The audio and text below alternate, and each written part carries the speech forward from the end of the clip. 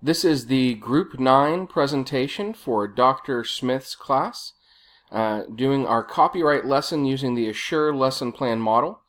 Group 9 includes Brian Cambra, Anna Cesares, Janine Mazoff, and Cindy Newton.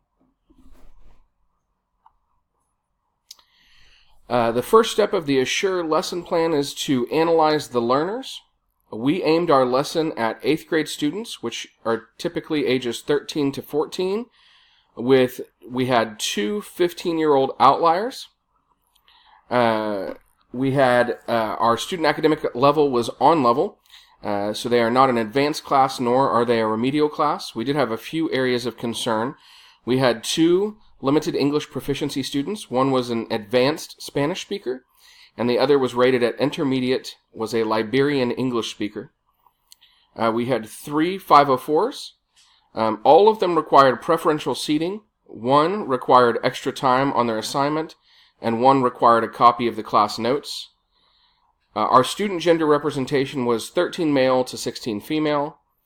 Our learning styles were 22 visual, 1 auditory, and 6 kinesthetic learners. Other outliers were we had two students that were formerly pre-AP who had dropped down, and one student who was on crutches that we needed to consider if we did any physical activities. As far as our objectives, we looked a lot at the TEKS and TEK number 110.24b, specifically TEK 6 in that category, which said the student is expected to use text evidence to support an appropriate response. In this case, the text evidence would be the handout in the PowerPoint regarding those copyright instructions and rules.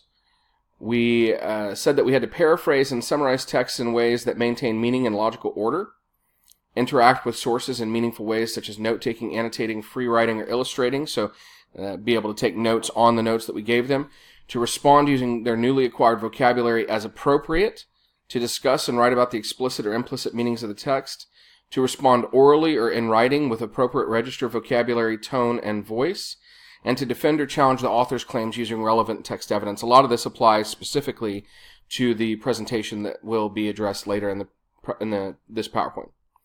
Our learners, we also looked at the AASL standards framework. Specifically, the learners need to use valid information and reasoned conclusions to make ethical decisions in the creation of knowledge by ethically using and reproducing others' work, acknowledging authorship and demonstrating respect for the intellectual property of others, and including elements in personal knowledge products that allow. So this is specifically dealing with the idea of plagiarism and of using others' works and giving citation. So the S stands for Select, Modify, or Design Materials. So the materials that we needed a narrated PowerPoint detailing the copyright laws and policies for students. That is our PowerPoint aimed at the students, which Anna was creating. We needed to have a handout bullet pointing and streamlining aforementioned laws and policies for students.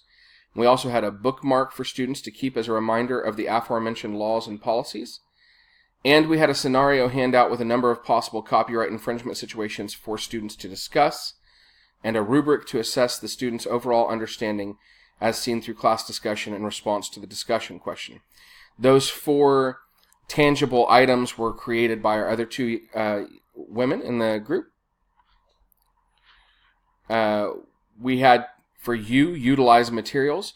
So the proposed plan of presentation and participation, this was our plan, also I just liked the alliteration there, was that the teacher will start by passing out the copyright handout to the students so that they can read the rules along with the PowerPoint that's aimed at them. And we aimed for about 2 minutes to pass out those rules to the students. The instruction will begin with the PowerPoint presentation, which has been narrated by the teacher. So we have a visual component there with auditory as well to address those needs by the students, and the handout with them to be able to highlight should address some of the kinesthetic needs for the students as well. The 10 to 15 minutes there for the instruction with the PowerPoint presentation narration. The teacher will explain the importance of fully understanding and implementing knowledge about these rules, and will pass out the bookmark to students so they will always have the rules with them. So that's the bookmark for them to keep with them, and the teacher just kind of explaining, why is it important that you know these rules? And that's a 3-minute portion of time.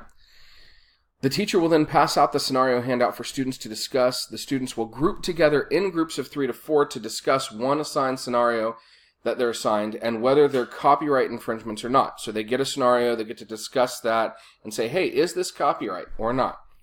Then they get to prepare a presentation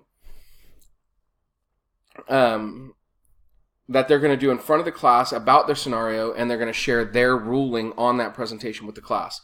So the overall discussion of their scenario and the development of the presentation, they only get 20 minutes, so it's tight, but that keeps them working and on task. The students will present their scenario, defend their thinking on a judgment of guilty or not, and then the class as a whole will decide if they agree or disagree. So this is 5 minutes to present per presentation, which means a total of 30 minutes for the 6 groups that are present. And at the end, students will complete and turn in their rubrics, which is about 2 minutes for them to complete and turn in their rubrics. Overall, we're looking at about a 72-minute class period, which is actually how long the classes are at my school. So we wanted to make sure that we kept it in a time period that was believable for the students to have. The R is require learner response. So what kind of response do we require from our learners? So we start with large group activities. In large group activities, the response is that the students will actively engage with lecture-centered presentation, making sure to ask questions if they have any following the presentation. And then another large group activity is the students will actively engage with the small group presentations mentioned below and give their opinions on the judgments of the small groups. So after the small groups present their presentation, the large groups gets to agree or disagree. Was that a valid example of copyright infringement or not? Do we agree with what the small group decided? The small group activities are that the students will discuss and prepare a presentation in small groups reflecting on a possible copyright infringement, and the students will then give that presentation. And as an individual activities, the students will fill out a rubric based upon their understanding of the concept and their work in the small group. And our E, or the evaluation of the presentation, occurs at 2 levels. The students demonstrate their understanding of the topic through group discussion and the development and presentation of their scenario. So there's kind of 2 things there where they show their understanding. And the evaluation is based on the copyright rubric. The student self-evaluates, but the teacher also evaluates their work. And ultimately, the presentation is a quiz grade, which is a double-weighted daily grade. So ultimately, for our presentation, you can see that we have a lot of different tasks going on, a lot of different activities. We anticipate that our gifted leaders, our formerly advanced students, are going to be at the forefront of the groups that they're assigned to. We wanted to make sure that they were not in the same group as well if possible. Although there is movement in the presentations, it's not so much movement that we were worried about our kid on crutches tripping and falling or getting injured. We do have a copy of the notes already presented. That's the handout over the copyright that we talked about.